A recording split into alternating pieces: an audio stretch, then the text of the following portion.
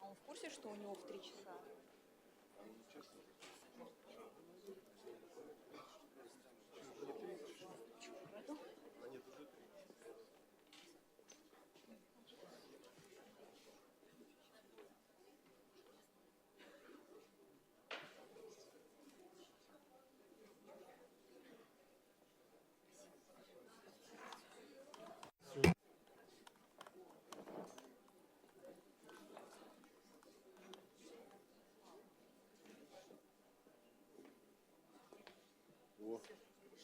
О, молодец.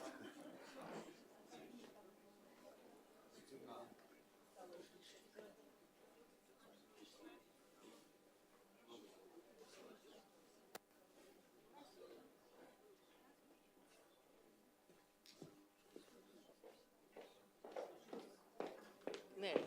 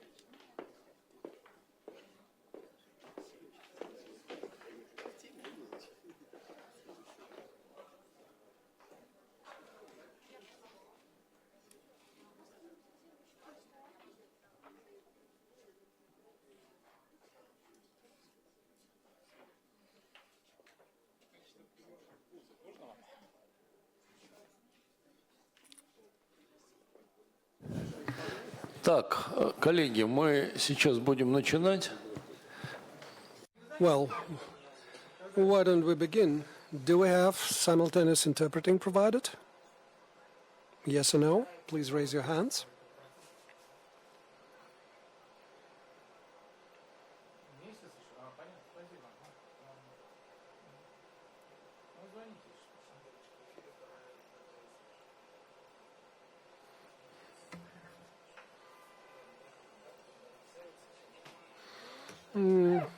Colleagues, why don't we start? Of this panel on education.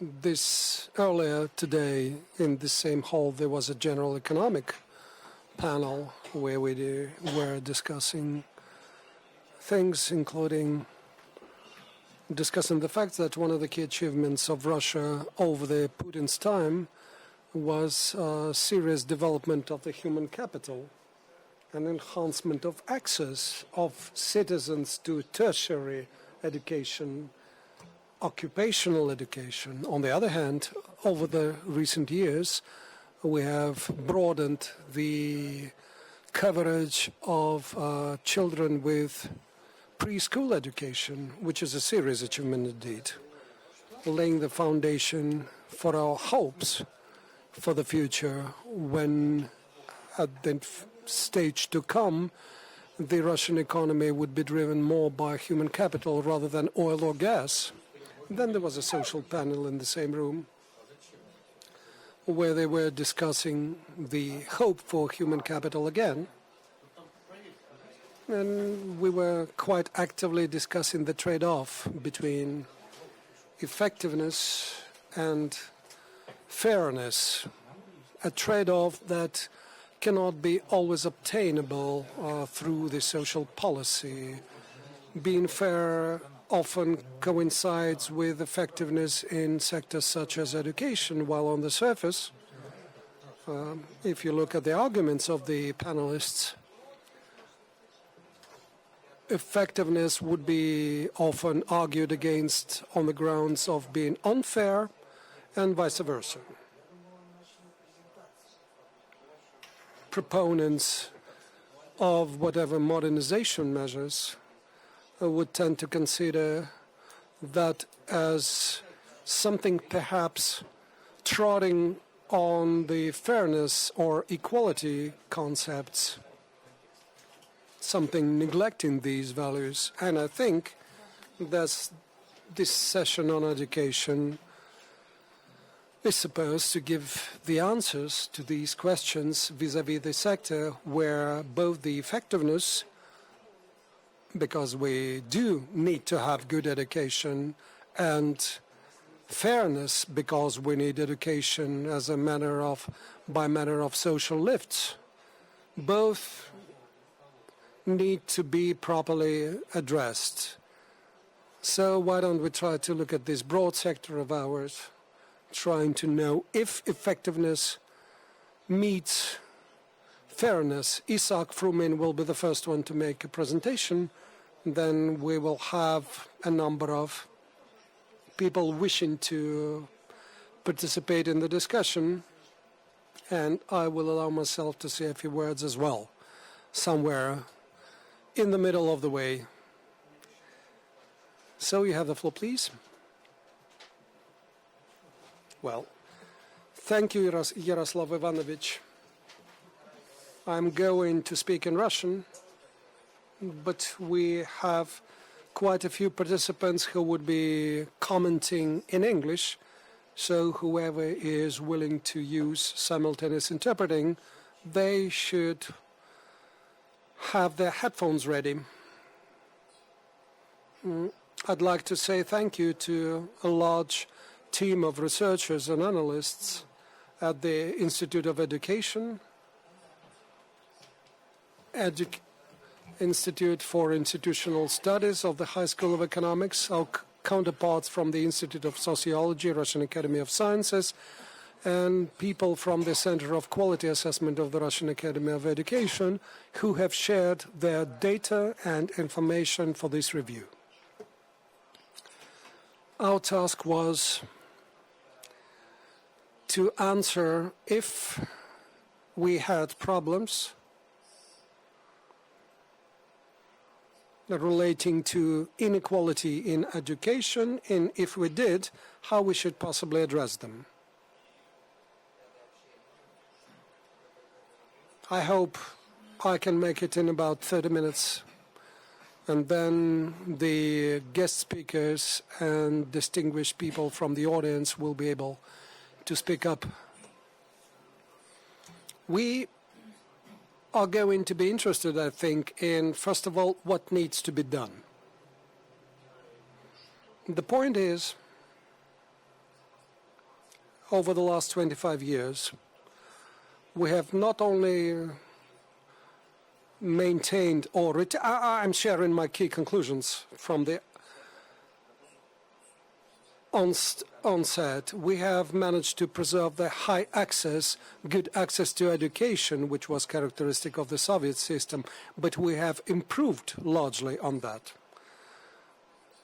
We also provided the diversity for families and individuals to pick up the education services.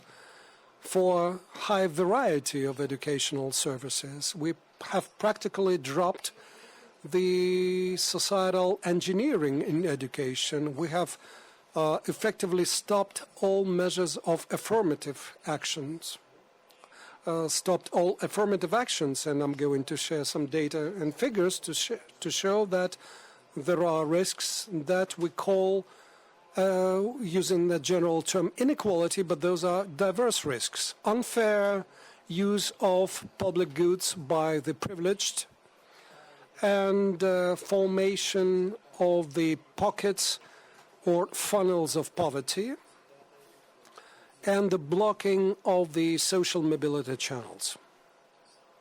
We as a nation have a very short experience of addressing simultaneously the issues of social well-being while using the methods of social engineering and while expanding the ways and possibilities for individual responsibility and opportunities. My example, I have many examples to share, but one of them is really beautiful.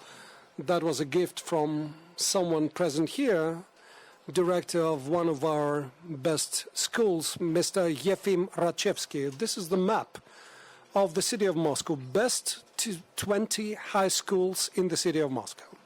Whoever knows the map of Moscow will know that most of these schools are focused in the central part of the city or along the red line of the metro. There are districts where millions live and where none of the 20 best schools is located. This is just a brief illustration I'm going to discuss further. Let me ask you briefly, is there a problem there indeed? I can hear, we have heard from various people, including high-standing officials, although in informal questions, what's the problem? If a family wants to give better education for their children, let them go and do it. If the distances are long, that's okay. We assume that the higher level of education for all is a good for the nation. A significant premium on the education gives not only the growth of individual resources, but also for the public good through taxation. There's a quite high level of education provides a good protection from poverty. I will prove this. And a higher level of education has many more positive externalities. Such people are fewer on the list of people who are sick or commit crimes. And finally, can there be a legitimate authority in this country which would ignore the accessibility of education as perceived by the majority of the population here, who think that this should be the value for all and the good for all? This is a page shows you the premium on the college or secondary occupational education. You see the gap in the average incomes between people with after high school or after university. The gap is 150–160% on top of the people with high school degree. Hardcore poverty, it's the left-hand column, where people with college degree are very few. And we see the difference in education between hardcore poor and non-poor. There are many outstanding researchers in this room who would argue that here in Russia you have not made studies to research into the cause and effect. True, but correlation is still clear. And finally, what the people in this country think about what you need to be successful in life. I never expected that myself when we discovered these data from our sociologist, from Natalia Tikhonova headed center. It looks like the people in this country view education as the most important, even more powerful than good connections for success in life. In my view, that corroborates how important this is for the national policy. What happens in reality? Maybe we're doing it over the top and everything is fine. Let's check it. Before we discuss what's going on in the system, let's look at not only at the coverage and quality of formal education. We will also look at informal supplementary education that young people get.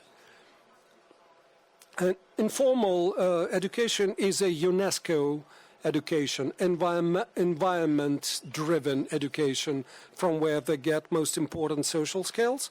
And we will look at the selection vehicles and barriers to selection. I won't elaborate the next page because this presentation will be accessible, will be posted on our website. These are the key structures we use for the analysis. One is quite customary one, educational capacity as per the legislation. However, you can find it in the world literature, and we see it ourselves. More and more attention is being paid to the potential of making use of these educational opportunities. Educational possibilities, rather.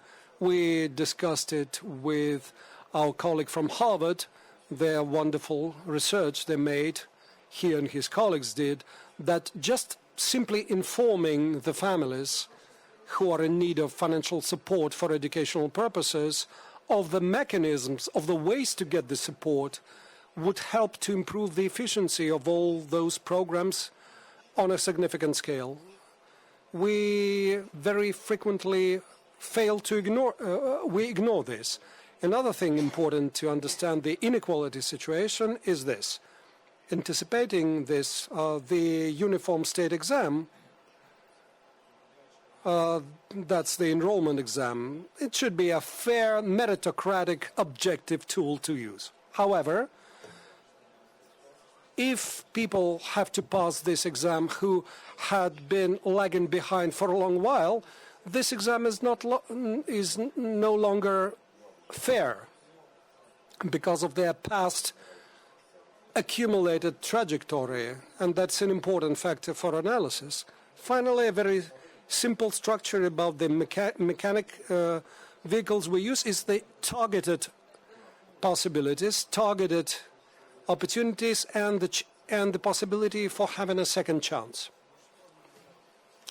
If we use these structures, this is the inequality picture across the educational system.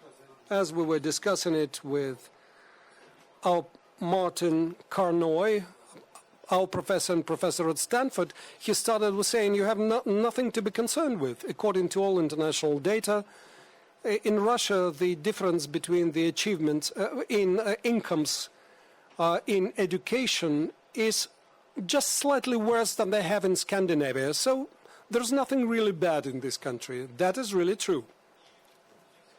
And if we talk about accessibility of preschool education or free of charge education or tertiary education, then on all these parameters, Russia is among the leading nations.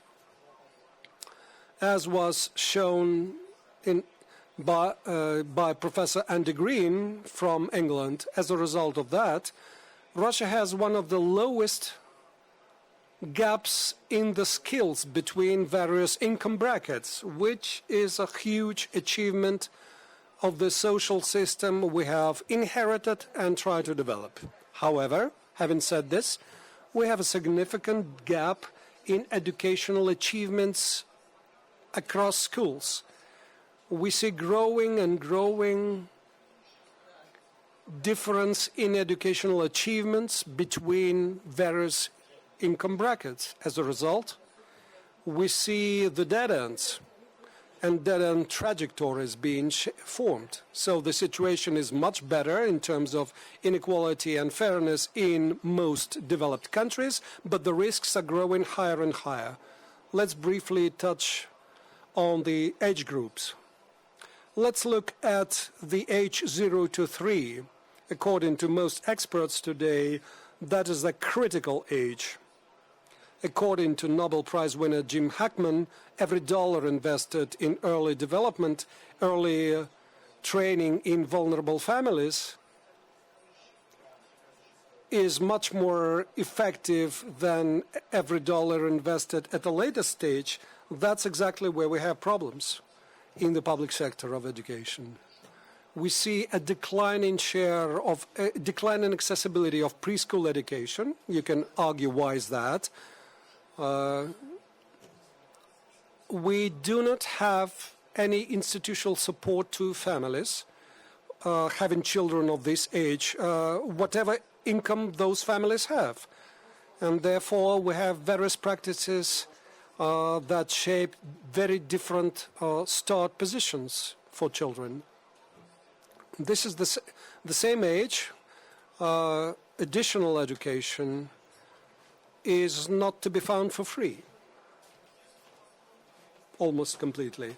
So we think that's really a problem point. Age 3 to 7, the situation there is much better. Over the recent years, we have achieved a nearly universal access to preschool education for this age group, and there's no selection there, which is very good. We have practically seen no selection who is able to read or write or not. There are just standard programs that they use. So at least partially, this preschool system in this country is leveling out the accumulated lagging behind, but not completely, because there's paid additional education. Families pay for that, and the lagging behind in the cultural capital will not be made up for additionally. As a result, after the kindergarten, you can say that we have several groups of children that we can see. To save time, I'm not going to discuss in detail these pages. These are just to illustrate our approach. We think that if you look at these groups at the beginning, at the start of the way, we can see what happens next to understand the possible potential deadlocks and mechanics. Good families who attend good kindergartens and provide additional education for their children. Group 2, number 2, good families without the kindergarten and their children have additional education. By the way, according to our research, the reading skills are the same between these two groups, and kindergartens are not important. Sorry, there are some typos on this page. Families without... Oh, there are some typos in the Russian version. Yes, in bullet number 4. That's right, exactly, thank you. So, problem families with and problem families without the kindergarten. And we noticed then that as we look at what skills they have before they go into primary school and their success rate at grade 4, the kindergarten for problem families is really important. So these education mechanisms will level out this problem. Then what happens at the primary school? I must say that lately, in terms of fairness in public finance, a significant advancement has been achieved. Well, you can say a lot about difficult implications, but this per capita normative financing is really important. Wherever children live in this country or within cities, just 5 years ago, the difference in public funding for a standard service could be, the difference in funding on the per capita basis could be 6 times, up to 6 times, which is not the case now. But the primary school is when the informal selection begins. And what we see is the emergence of higher level programs where cultural capital gives advantage. Also, at this age, we see that the poor begin to lag behind with regard to additional education. That's a Peel's study, and Russia looks pretty well. Russia is part of the top 3 countries with regard to elementary school outcomes. It's the end, the final year of the elementary school. This is the next. The same Peel's data show significant gap between families with significant resources and medium income level families. And if you look at this slide, the link, connection or correlation between the reading skills and parents' education. Where parents have college or university education,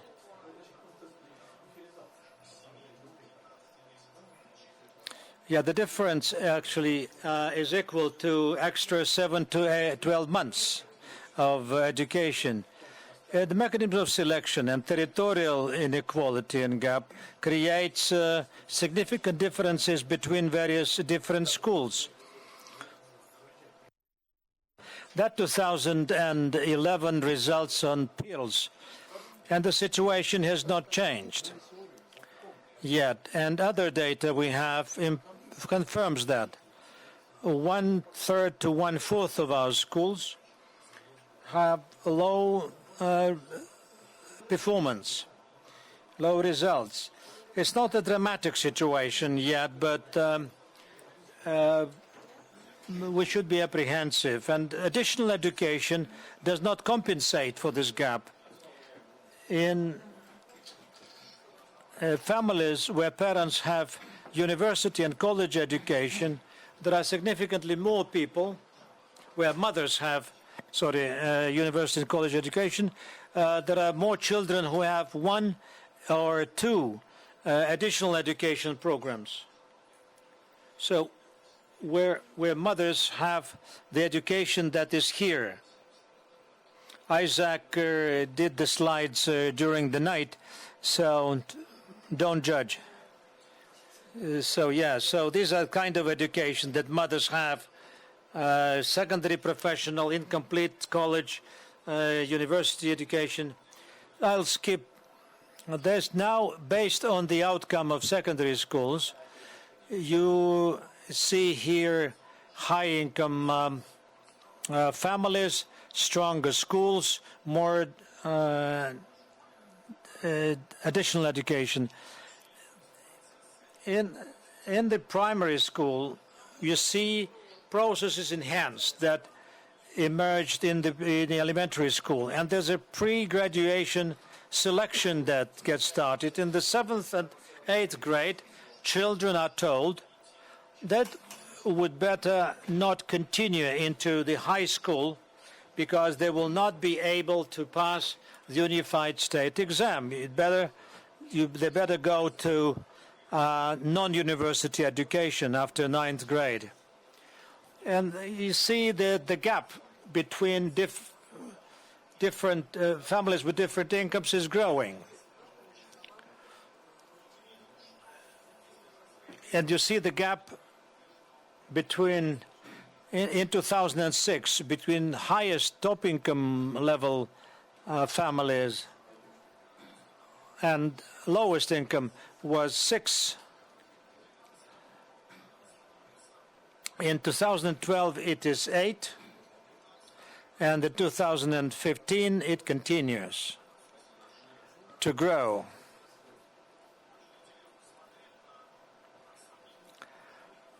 And it's interesting to look at comparative places our children have compared to non-Russian peers.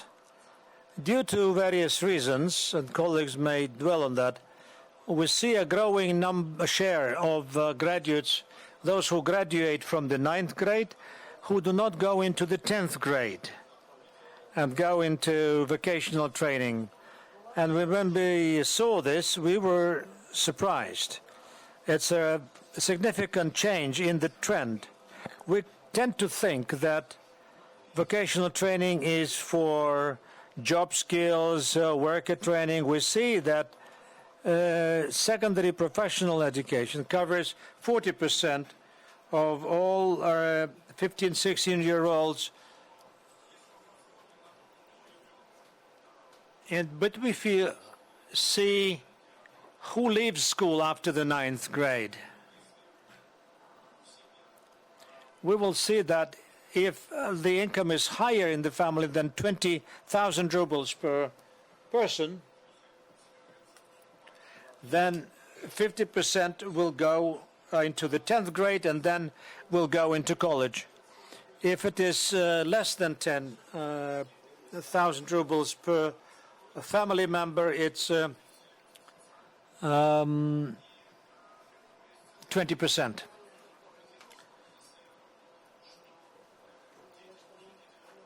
And those who graduated from the 9th grade with more or less equal outcomes, but from different income level families, more educated families, they want to go further into the 10th.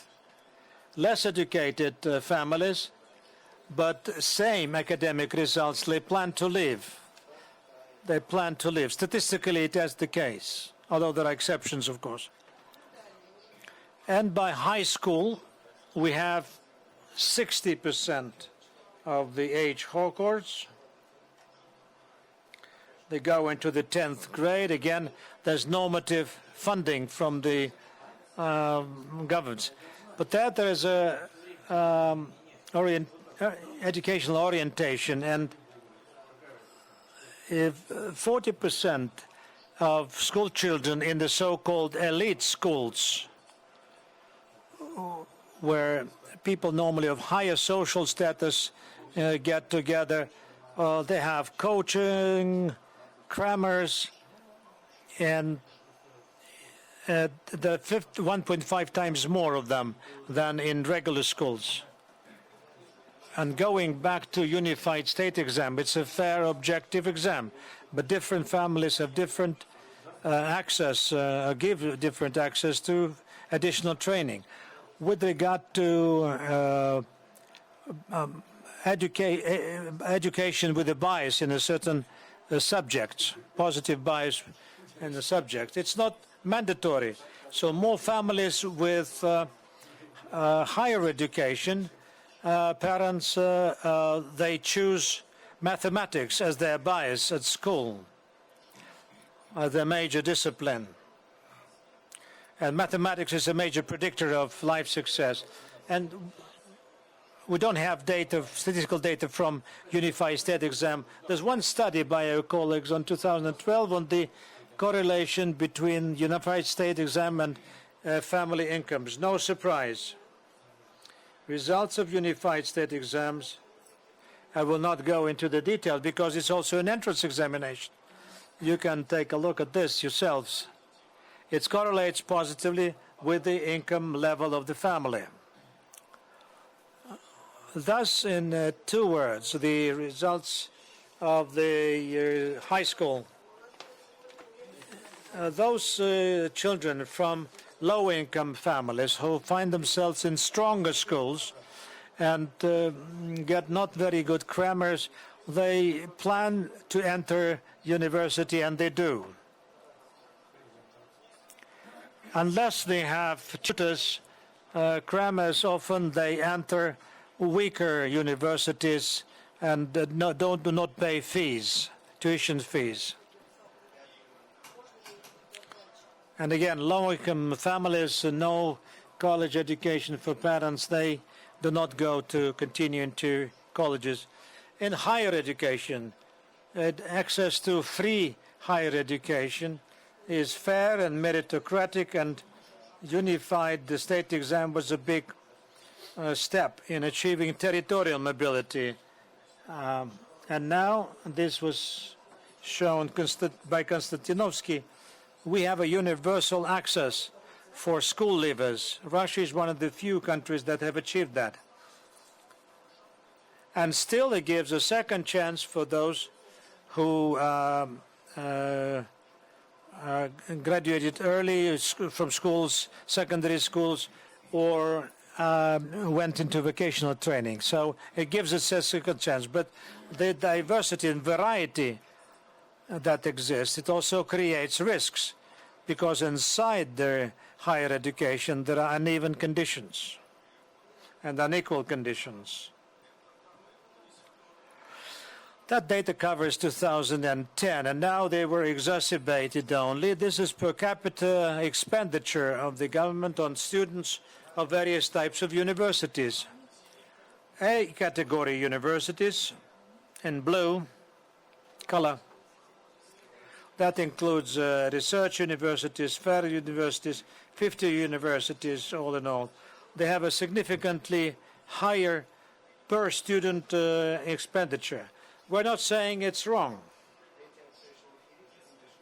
What we're saying is that if, like you see from this next slide, if it is high-income families, the children that enter these universities, then de facto, the higher this income decile, the more these children from high-income deciles get subsidies from the government.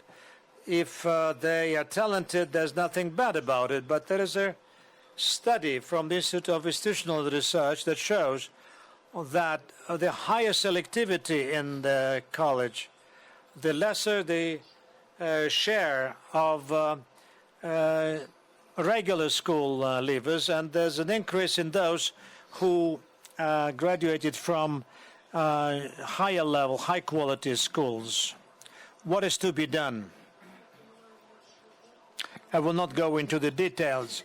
I hope the audience will propose and suggest. What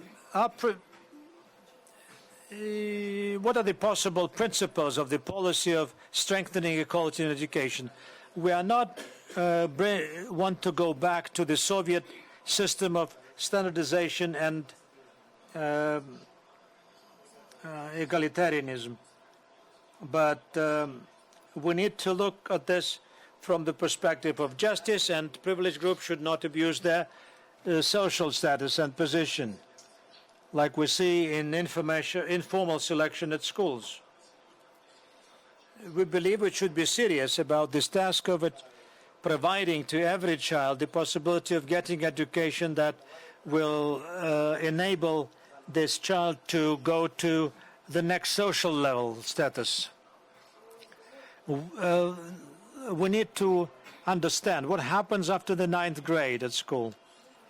Those children who do not go further into the 10th grade, having the same grades at school, is this because they do not believe that they will have this vertical mobility, or there's some kind of rational choice? It's a question for discussion. Do we need to introduce quotas like in Soviet times, or not? But there's one sector of population, it's a low-income, poor families below the poverty line.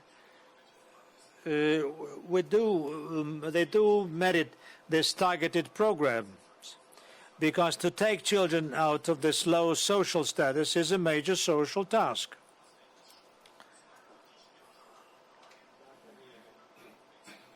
And I've already mentioned that there is a 4 blocks, as we call them, of measures: increasing access, equaling and evening access territorially, measures to do capacity building, to enhance the access, the ability to use this access. Targeted credits program has failed, not because of the bad conditions, but we don't have the culture of getting loans. We need extra training for these people, how to fill out a form. We can compare. If you buy a TV set, they take you by the arm, by the hand, and accompany you. That's one way of services. And educational credits, again, it's a different situation, but educational credit is most beneficial and easy in terms of repayment. It's 77% in Russia, very low. Its use is limited to this university and 10 others. And I would like to have your opinion about the mechanism achieving this targeted enhanced access, like positive discrimination. And the last question is second chance. This topic is in the background now in our debate. We are very much now a society of winners and losers. And those mechanisms of a second chance, like helping children to fill the gaps in their educational training, supporting programs for long-distance extramural education are all insufficient. Thank you, colleagues. And once again, we have an elaborate elaborate text, but we'll get it published after we have a discussion on what is to be done, the measures. Thank you, Isaac. So I suggest that all the speakers should have no more than 6 minutes each. Otherwise, we shall have no time for discussion. Please limit yourself. Alexander Pavalka, Deputy Minister of Education of Russia.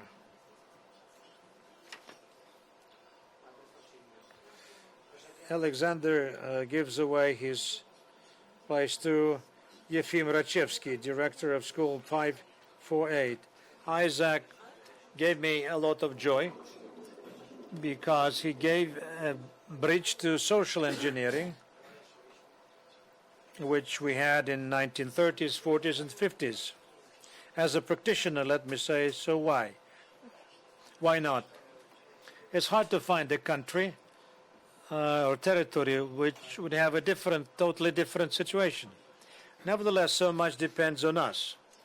I am convinced personally that waiting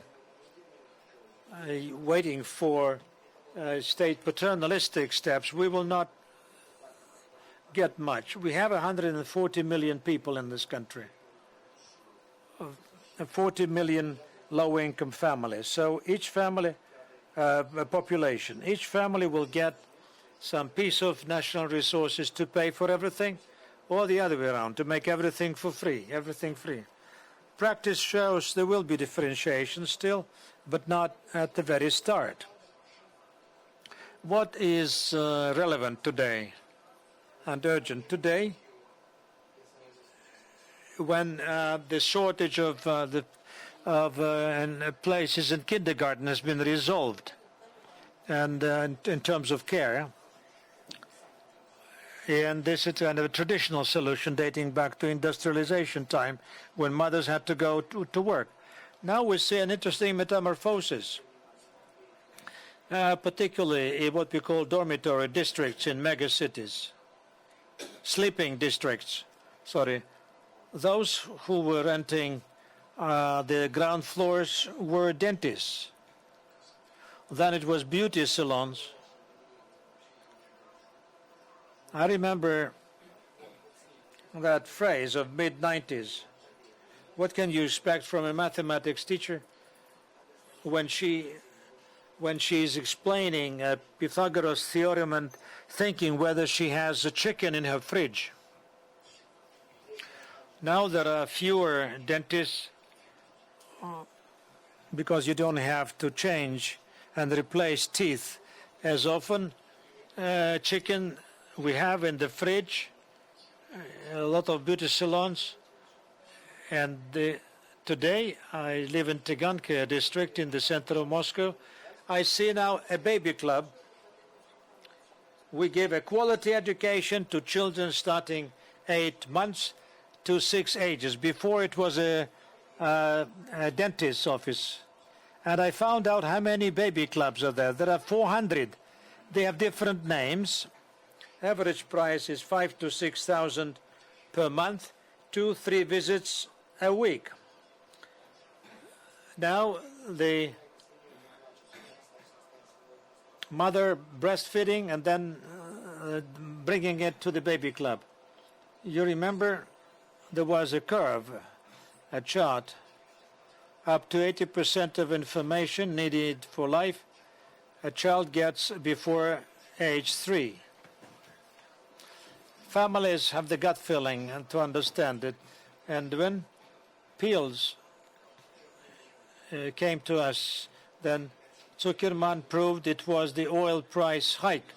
Children became more expensive. And what we now had is preschool reading. It's interesting to look at the social composition. I have looked I have solved it for 4 points. It's much below the middle class in Moscow. It used to be the engineering and technician class. Successful blue collars are very few today. They have been replaced with other people, but this is a small example to show whatever the government does today, all these high and low tides take their due. Another thing, I'm just jumping over to grade 9. The school is located in the Moscow outskirts, but it's still on the list. In 2011, after grade 9, 12 people went to junior colleges. This year, 47. There were 47 of them. This is the butterfly effect. The new Minister of Defense played a role there. If you remember, people went from grade 9 to grade 10 to go to college then, with a delay in socialization and protection from having to serve in the army. It is not the case now.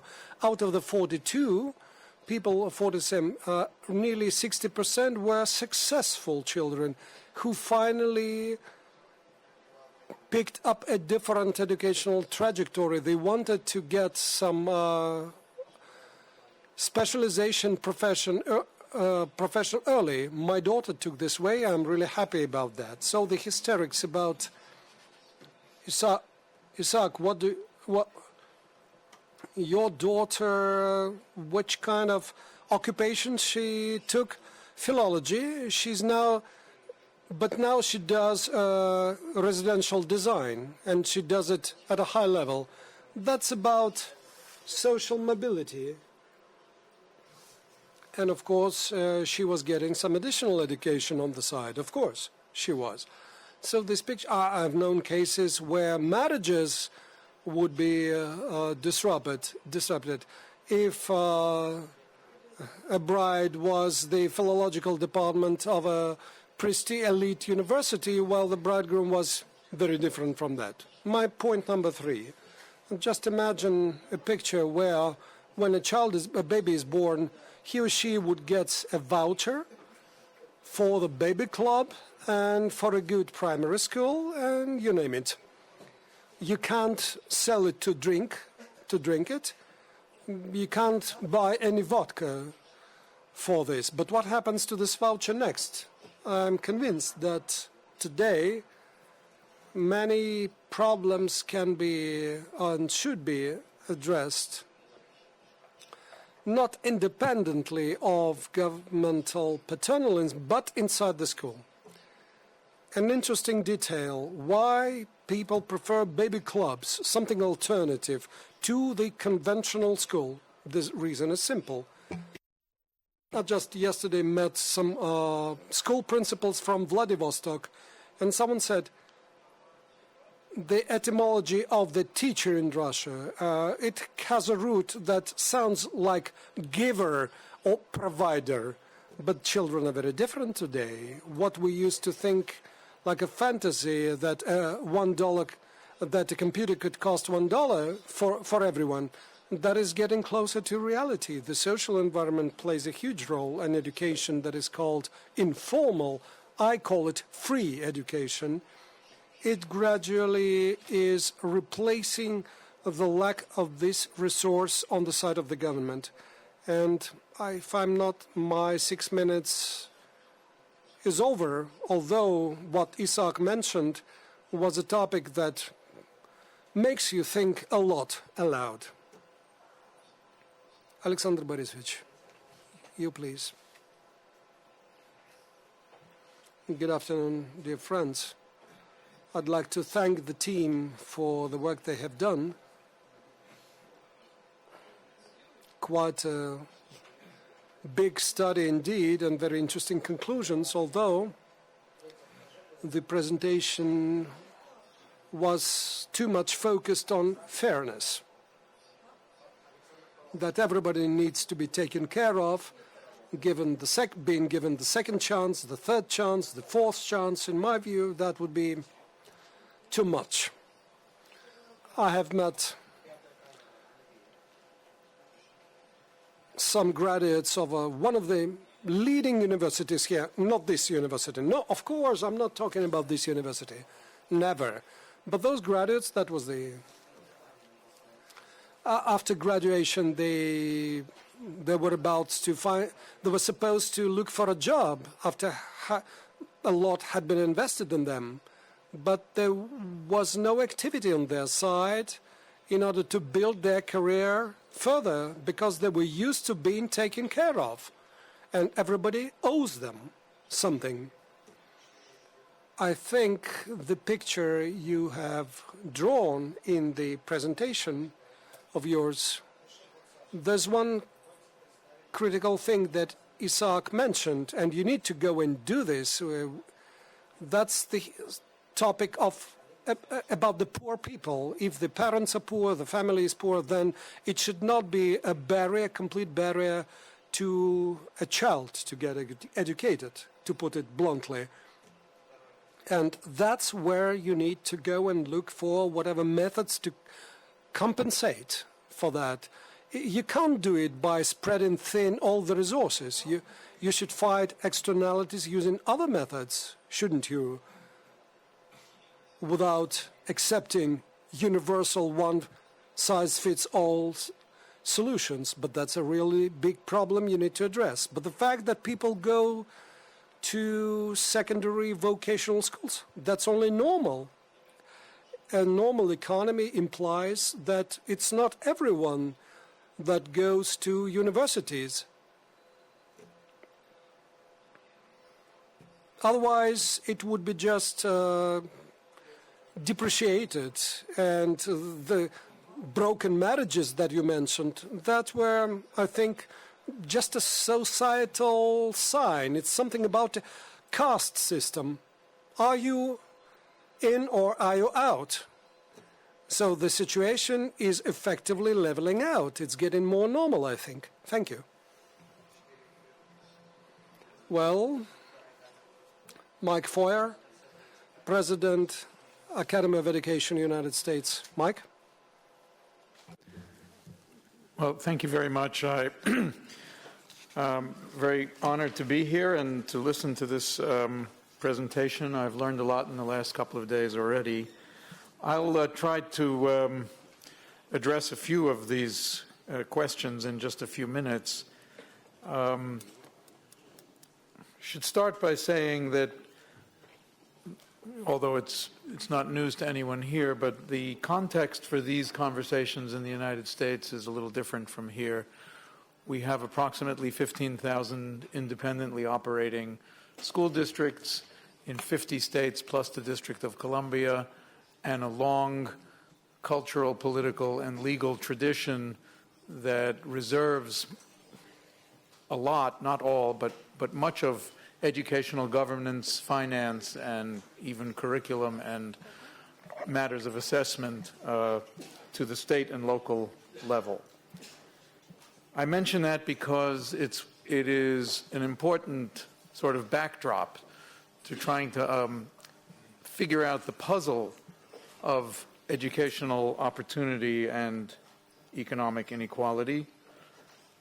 In general, I think that we have in the United States a series of what I would call bad news and good news stories that require a certain amount of balance and imagination and patience to sort them out. So, for example, on this business of our having such a diffused and fragmented educational system,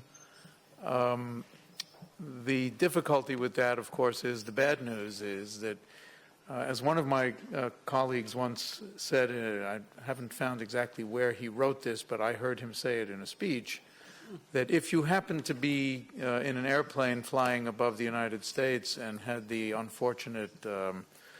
if you unfortunately fell out of that airplane, you would have a very high probability of landing in one of the best schools in the world, and a very high probability of landing in one of the worst schools in the world, and it would not be surprising if they were about 2 miles apart. Mm-hmm.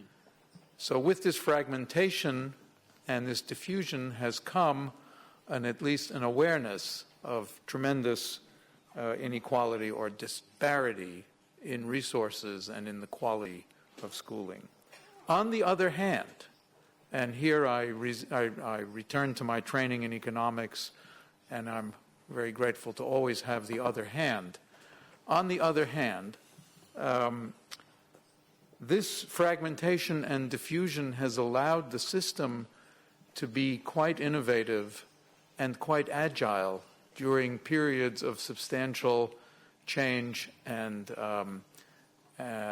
both in the economic environment and in educational thinking.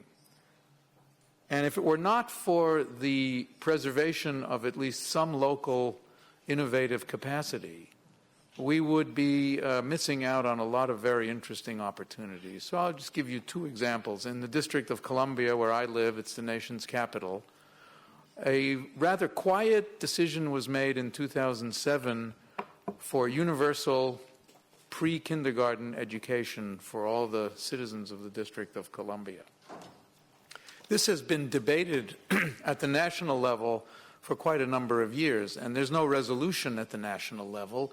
And if the federal government had tried to impose a system of universal pre-kindergarten education, it would have provoked a tremendous political firestorm without much chance of success, at least in the short term.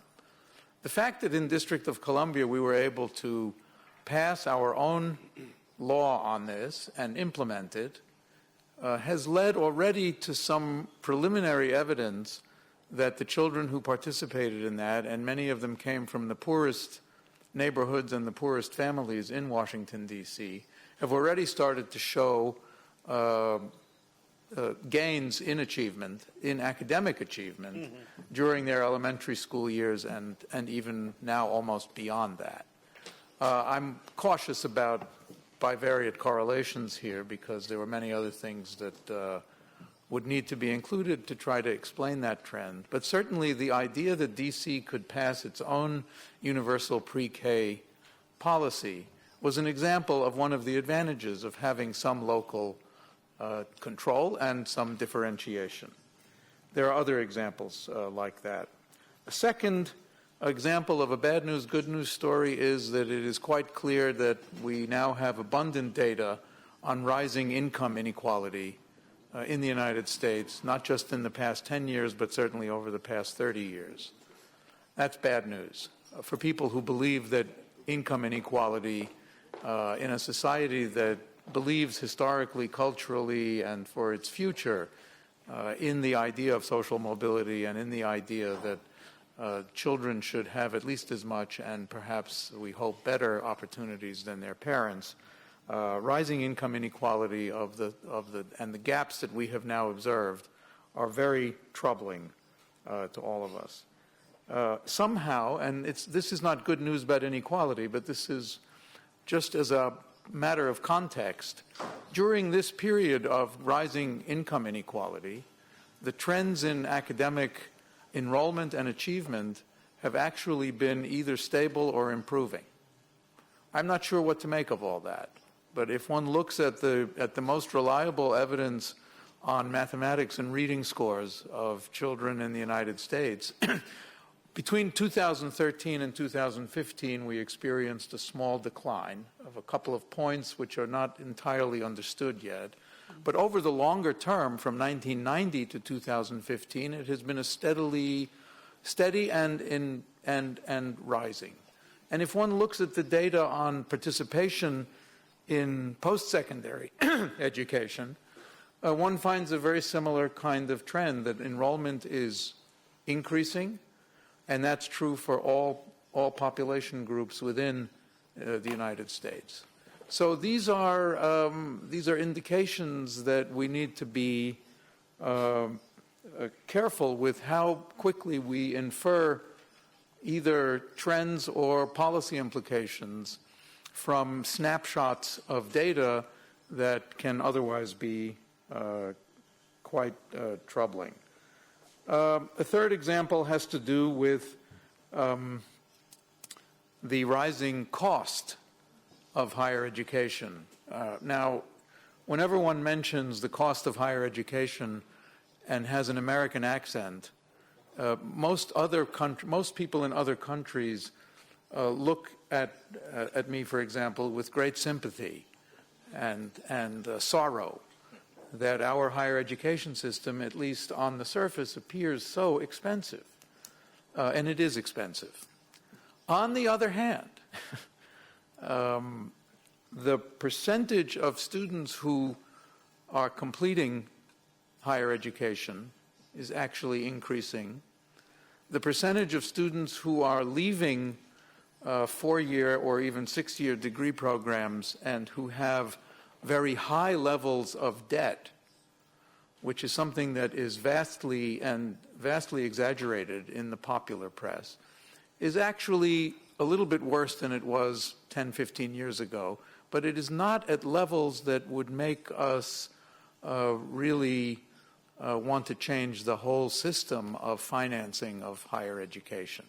There are certainly things that should be done in higher education, and we are working on some of those, creating more opportunities for financial aid to students who are well qualified but who come from disadvantaged backgrounds, programs to improve the access and affordability of higher education for our students. All of those are happening now, but once again, it's important to keep the data and the context of the data clearly in mind. I should say that the last thing I'll say is that we have now 20-plus years of experience with a rather more aggressive program of standardized testing as a mechanism to create incentives for improvement in instruction and in classroom in general, in school performance and in student performance.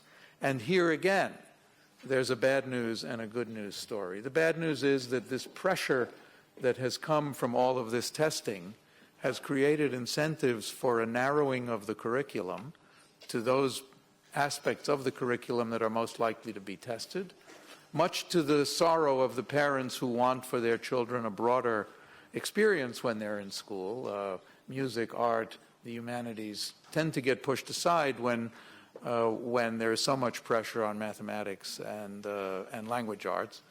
There's pressure on teachers, even to the point where some of them have figured out ways to substitute test preparation for actual instruction in those parts of the curriculum that are being assessed by those very same tests. So all of this we have, unfortunately, abundant evidence, and if anyone here in Russia is contemplating a program of education reform that relies on more testing and more accountability through testing, I would encourage you to come visit and spend a few hours with any number of organizations in the Washington, D.C. area that debate this program and this policy pretty much on a daily basis.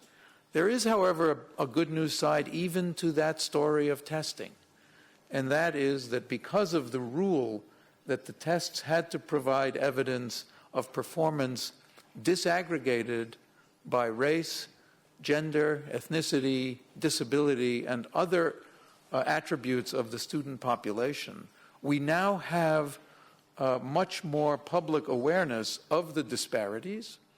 And without public awareness of the disparities that is based on at least what appears to be scientific evidence, because as you know, when test results are reported, the graphs and the pictures do look quite mathematically sophisticated, even to the point where most of the people in the testing community are concerned that they look much more sophisticated than they actually are. But leaving that aside, in order to get the political will to actually invest in programs to aid the disadvantaged, it helps to have rigorous, credible, and independent data that ostensibly comes, at least in part, from this testing program.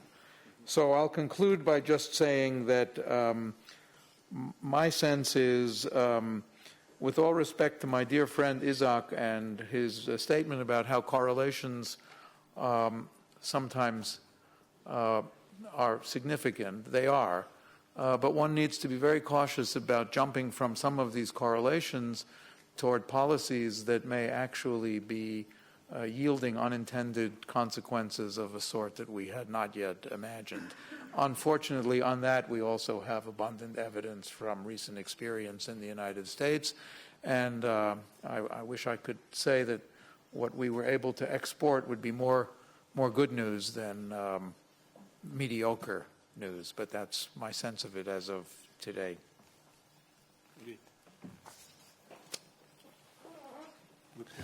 Спасибо, Майкл. Thank you, Michael. I must say that, of course, our American counterparts and colleagues must be in the very privileged positions vis-à-vis societal and social innovations, not to mention the domination of the private sector in their education. However, the very fact that it's not only the United States, but also District of Columbia and the states have their own budgets and their authority to develop norms, to accept norms, that allows to save a lot on debating whatever. Americans are trying to get it done, and others are watching the way they do it. In Russia, regrettably, Russia is a Unitarian state. It is called their federation, but in reality it's a unitary state legally, not only in terms of legislation, also in terms of bylaws, in terms of budget. It is unitary, and therefore Russian scholars have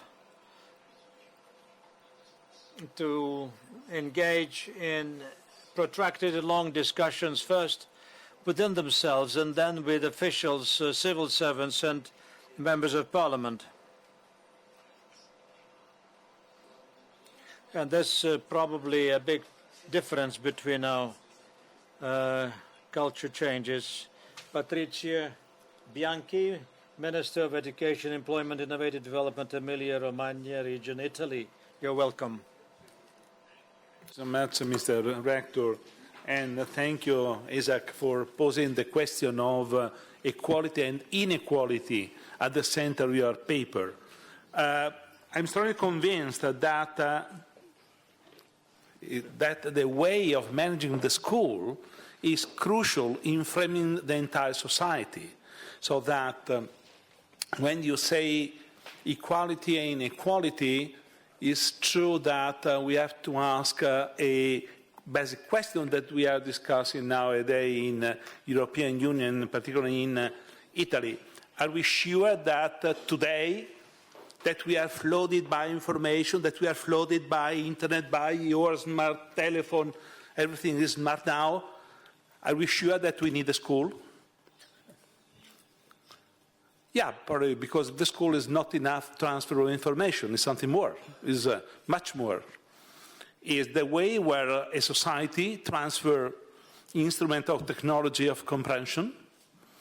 Comprehension, once upon a time, was the comprehension of a small village. Now it's the comprehension of this complex world. It's the way of using the technology of the present, but it's also the way of building up what we can call social capital. That is the real glue keeping together a society. And I agree with you that this is starting in the pre-scholar age. Kindergarten is so crucial to determine the real participation, not only of the kids, but of the family, to a high-quality society. Unfortunately, this in Europe and in Italy is the first level of differentiation. In the stronger area of Europe and the stronger area of Italy, we have a lot of attention to kindergarten and to this age, and to the families. In the marginal areas, because in most of the cases this is paid by municipalities, by local institutions, also by religious associations, by the capacity of the society to organize a local community in their marginal areas. All these pre-school activities are very poor. And so that is at this level that we are accumulating that differentiation that you mentioned in your paper. Sure, school is not the only place for education. Now, what you call rich people or well-off people, they are flooding the kids of other activities. We arrive in our region to have a number of psychologists to say to the families to limit it, to restrict the additional activities, because they are confusing the kids. They are kids, and we say they have also to play. But it's a clear evidence that we have to recuperate the social value of the pre-scholar activities as the place where we integrated the different parts of society. This is very strong nowadays in Europe, that we are discovering Europe and Italy, we have a culture of immigration country, that we are now an immigration country. In my paper tomorrow, I ask myself why 0.3% of refugees is enough to destroy European institutions. Because we are changing the culture. An expanding society is able to receive people, to integrate people. A restricting society is able just to help the people to go out. This issue is very strong in secondary schools. In secondary schools, we have, throughout Europe, but also in Italy, a long history of segregation of people in different schools. High schools, il liceo, for high-quality, family, rich people flooded by additional activities, music, everything. The second, third, fourth, the fourth choice is vocational training. And now the risk that we have is that in vocational training, we have only immigrants. So what we are doing, but unfortunately, only in the most developing areas of Europe, in the most developing area of Italy, is investing massively European money to try to strengthen vocational and technical schools. Because we have to provide the idea that we can have a variety of possibilities, but having the same dignity. It's true, you are right. In a society, in a market society, there is no reason that everybody go to the university. But because we offer also alternative pathways, but we have to build up the pathways. What happened in my country? In the last 15 years, we thought that the universities has to do everything to reinforce the basic culture at tertiary level, to become the real key for development, to create the top people, the ruling class, not to invent spin-off, to do everything. And now we are discovering that probably we have to work in a complex way because we are in a complex world. So to create also alternative, but with a lot of bridges among the different pathways, in order to allow people also to follow different paths, but having an equal social dignity. Why I stress this point? Because I agree with you. It's crucial, because the issue of inequality in Europe, where for many years we gave as a given result that we were an egalitarian society, is now to discover that the school is the place where, as Amartya Sen said, we transform formal rights in real entitlement, that is the capacity to do it. And on the other side, entitlement in capability, that is the capacity to do. we have a lot of resistance. For instance, in my experience, we had a lot of resistance in the universities, also among the professors. We have a lot of resistance in the school management, in the different part of society. So that what we are trying to do is to mention that this discussion is not a discussion simply as an internal voice of the school. It's not a question of the people managing the schools or the professors. But it's necessary that the entire society is more and more involved in this discussion. The final point, I was very surprised by the discussion that the director said about real federal or real unified country. We are formally a unified country, but having so many differences inside that I don't believe that we can manage with the same instrument so different things, in particular after this period of European Unions. Unfortunately, the strong risk is that because it's increasing the complexity of the problems, probably there is a strong risk to reduce the solutions. But this is a very bad solution for everybody. Thank you.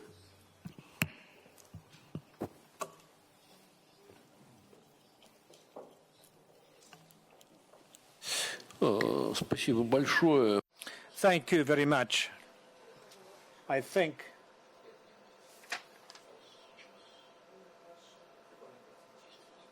we have a choice, providing equality through unification, uniformity, or through variety.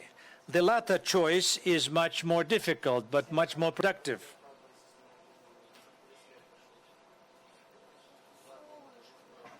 And it's not only unification, uniformity of educational programs, but also uniformity of statuses. For the past 15 years in Europe, we've seen technical universities, vocational training schools, which are no longer prestigious, into applied sciences universities. And Russian researchers should study carefully this experience of vocational training schools turning into applied science universities. And I would ask our colleagues from EU to recommend us some interesting conclusions and generalizations. We are now at the threshold of mass applied bachelor education. China is there. Russia and Kazakhstan are the last countries that have colleges rather than applied bachelor programs, but we are ready to go into this. And for us to know to what extent renaming of vocational training into university education is able to radically enhance its prestige. Instead of vocational training school, applied to science university. Yes, we are cheating. We are lying to a person who wants to be cheated. But society also wants a person who graduated from a university and not vocational training school to have better communication skills, to have better possibilities for in terms of professional career, to be more ambitious, and to what extent you have succeeded in this. It's an open question and we want to have the answer and sort out. Cristiano Ado, Senior Education Economist in the Europe and Central Asia Human Development Sector, the World Bank. Thank you very much, Mr. Rector. It's an honor for me to be in this conference, and thank you, Isaac, for this comprehensive presentation. At the World Bank, we have the honor of working with several countries around the world. So what I'm going to be reflecting upon today is more or less what we have learned from years of working in this area and trying to help different countries to address this. At the onset, I have to indicate that we have two main goals. One is reducing poverty, and the other one is boosting shared prosperity. So it's the agenda for the bottom 40% of the population. So the topic of this agenda is really quite central for what we do. One of the questions that was posed to us, what have been changed in the last 10 years? And I think that we have learned a lot during the last 10 years about what programs do work and what program doesn't through very systematic impact evaluations or analysis of the effectiveness of this program.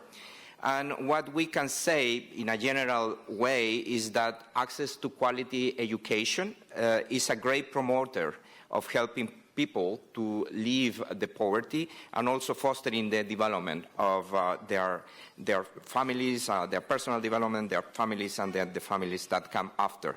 Education continues to have big returns. My colleague, Harry Patrinos, has put a paper analyzing the returns to education, private education, and social returns to education. And still, education continues to have a very high return throughout the different levels of education. The main difference between private rate of return and social rate of return is that return to higher education are the highest in terms of private rate of return, but still they continue to show some value for the investment that both countries and families are putting. But also we know that the skill demand is changing. We have the seminal work of Professor Mulname in this area, in which we know that throughout the different countries, different skills are now on the rise, like all of the non-routine cognitive and interpersonal skills are on the rise, while the routine skills, which can be replaced through technologies in different ways and for different income brackets, are being more or less content. And we also know that education systems throughout the world need to prepare their children for a future, for a labor future, which is going to be quite different than the one that we have today. We have, at the bank, we have estimated what is the probability of a person entering first grade today, that person will have a job that is substantially similar to a job that exists today. And the answer is 30%. So education systems need to really prepare now our children for a different future. So that is very challenging. At the same time, we have observed throughout Europe and Central Asia that enrollment is in fact increasing. However, we observe inequities in access to quality early childhood education programs in several countries, and also inequities in access to tertiary education.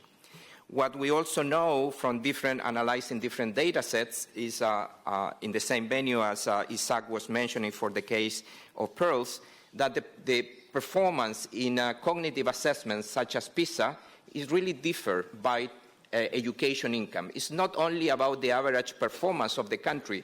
Even countries such as Germany, if you compare the average score of the top performer student from Germany to the lowest performer student in Germany, still there are significant years of education of difference. In the case of Germany, it's about 2 years of education. Even in the case of success stories such as Poland, those wide differences exist, and as it exists also in the case of Russia. Now, what works and what policies can be implemented to address this? And I think that, of course, this need to be customized to the country and need to really address the fundamentals in there. But if we could generalize a little bit, I will say that there are actions that need to be taken at the system level, actions that need to be taken at the school and local level, and actions that need to take place at the classroom level. In the first level, the system level, I think that the best strategy is addressing the inequalities of opportunity for an early start. And Isaac has already mentioned all the evidence that has been gathered through early childhood development programs, so addressing the 0 to 3 years old, but also good quality preschool programs for 3 to 5, so I'm not going to go further on that, but then there are lots of programs that need to be implemented in that area, and we have evidence of what works in those areas and what really doesn't work. But also we need to ensure that children have a good education and graduate from a school with a good foundation of problem solving, with a big mixture of cognitive skills, social skills, and technical skills. Issues which are important is problem solving skills, learning skills, communication skills, personal skills, and so forth. I think that if we have systems that really promote a balanced development of all of these skills, that will level the field for the participation of students in the examinations, both at 8th grade, 12th grade, and also for entrance into the university. Some countries have delayed tracking into vocational education, and with that have increased performance in cognitive skills. There are examples that we have followed. And one area which seems to us particularly important, especially in the context of increased enrollment, is addressing information asymmetries. We have evidence that the students from poorer background tend to underestimate the returns to continuing education. So just by providing students with the right information about the returns to education seems to change behaviors. And then we have examples of Mexico and some countries in other parts of the world in which we have done that type of experiments. Also, as information is not equally distributed, students from poorer families sometimes don't make the right choices when they have to choose areas of studies. And in the case of some countries have used systems to really guide student choices into upper secondary education and beyond using administrative data. And so those systems can be implemented and has been very useful to really change behaviors and to really increase the share of students following vocational tracks with good returns into the labor market vis-a-vis university programs that have lower returns into the labor market. Now, what can be done at the school at local level? I think that in this area we have seen that some targeted support for students and schools from poorer backgrounds seems to work, and we have this type of evidence that work, but maybe it's not the right opportunity for here to go further in the type of programs. Also capacity building at the school level, in really having a leadership at the schools in order to change the education outcomes of that is very important. There are several other activities that could be implemented at the school level, especially with teachers, to increase the effectiveness of teachers within the classroom, especially when addressing students from poorer backgrounds. And now in Europe it's becoming more important with the migrants and how to address the education challenges and socioeconomic backgrounds that might hurt a little bit the education process of this and the learning process of these students. So those are measures that we can think about with the flow that means for the students which are in the education system. Also, it's very important addressing issues for the people who are already in the labor market and have deficiencies either in cognitive skills, in social skills, or in technical skills. And again, there are lots of different programs that has been set up for these different individuals. Some of them are not quite really evaluated in terms of the effectiveness of this program. Some of them show promising results, but still this is an area of increased research that need to be important. And let me just finalize with the last question, that what are the risks in implementing these measures? And I will change a little bit the question and ask a different question. What are the risks for European countries and for Russia not to address issues of inequities or emerging issues of inequities such as in Russia? And I would like to reflect that you are a country in which you are aging and the working age population is decreasing in Russia as well as in other countries in Europe. So in order to sustain the economic growth, what you will need is that the new entrants to the labor market really compensate the people who are leaving the labor market and compensate them not only in terms of quantity, but this will be smaller because of the aging population, but need to be really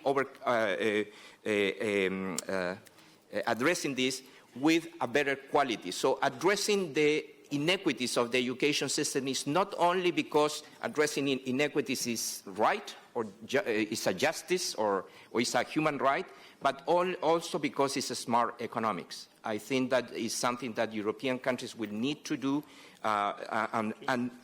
and this is, again, a task that is not only a task for the government, it's a task for schools, for civil society, for local, regional, and federal governments, and also for the private sector. So, thank you very much.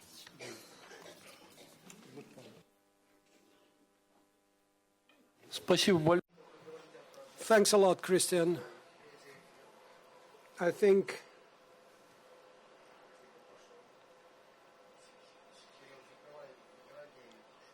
effectiveness or efficiency of institutions, including equalization institutions, these are the issues that much depend on how you measure the value of education in human life. That is, measuring the educational premium that you get if you have successfully graduated.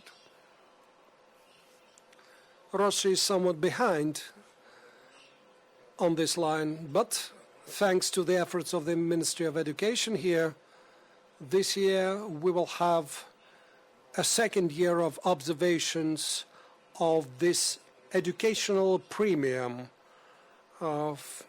for various educational curricula and programs at the tertiary level, I mean. Meanwhile, the preliminary evidence we've got is to show that there is a difference between different quality universities, and that is more important than the difference between the curricula or educational programs. In this regard, it should be quite difficult for us to organize equal access to the elite universities except by allocating the quotas for whatever minorities as a matter of supporting them. If we were to have a clear picture that, for instance, in the engineering sector people earn more than lawyers, or the other way around, then, of course, we could have gone and applied a sectoral policy by providing incentives for doing whatever things. But as regards the assessment of the quality of educational programs for the graduates, longitudinal studies are very important. We have started to do these in Russia. At Isaac Frumin's Institute, they do this kind of studies. A longitudinal study will help you understand to what extent whatever educational programs of their types have an influence or impact on the shaping and dynamics of the educational trajectory of the student. That is more important than the educational premium, because 5 years after the graduation doesn't make sense to measure the educational premium. There will be too many other factors to account for. An educational premium can only be measured over the first 3 years after graduation. Hardly longer than that, but what we need is to manage education as a system starting from kindergartens or earlier. And in this respect, we need intermediate indicators, and those are indicators of the quality in mastering educational programs. We have no similar things to the educational premium before someone has taken his or her first job. I will ask Isaac to conclude this session. Distinguished colleagues, thank you very much for this discussion. I'd like to highlight that this initiative to launch this work on the inequality has come to a large degree from the political leadership of this country. We have done few studies on this. We're not very knowledgeable about this. Our longitudinal studies only started recently. Having said this, the conclusions we have managed to make from the data we have obtained so far, they show some processes underway, and I think what Alexander Borisovich said was, Alexander Pavalka said, was very valuable. I sincerely grateful to him, who emphasized the way the question is asked. Maybe even in our research tradition, we seem to be implicitly relying on some paternalistic ideal. In this regard, colleagues, I would suggest to continue this discussion. We're first of all interested in getting your feedback about the mechanisms, about the vehicles. It may be that, according to Patricio, we need to focus on the preschool education while leaving it up to the families to compete at further stages. According to Michael, it is indeed that we need to think about territorial diversity of the models we use, because we're launching a program together with the Ministry of Education to provide support to schools who find themselves in a difficult situation. I'm really thankful to you for saying that, for highlighting that. I think every speaker has contributed something significant to us. And by the way, what Christian said, who actually questions the very question we're asking. The problem is not so much are the people equal or not. The problem is that there are large groups occurring of low productive people around. Quite soon we will have a retiree per worker. The productivity becomes the most critical thing to address. And maybe we need to look at these humanitarian problematics about fairness. Well, I'm not saying we should drop that, but we need to understand that it's something that only a rich country can afford. In this connection, experiences or pilots that are done at high schools, Yefim Lazarevich was silent modestly that his school was the only one, virtually the only one of the best 20 schools in Moscow where they minimized the selection of children. It appears that such mechanisms are possible without big trouble. And let me conclude with sharing some good news. We really see today from a range of studies that there are more and more schools appearing who operate in very difficult conditions, social or societal conditions, who nevertheless are able to produce good results without relying so much on government support. We call them resilient schools, resilient to external, external adverse factors.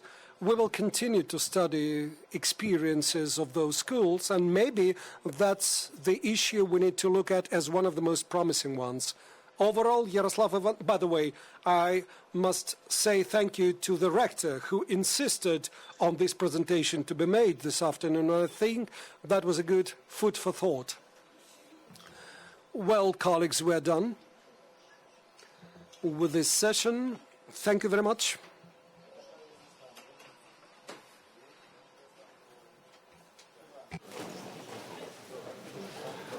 Спасибо большое. А я тебе перешлю то, что нужно.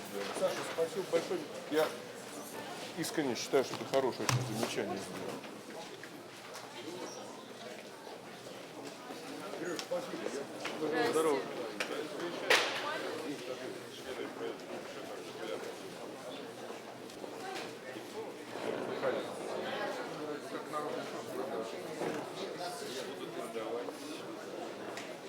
На обстановку.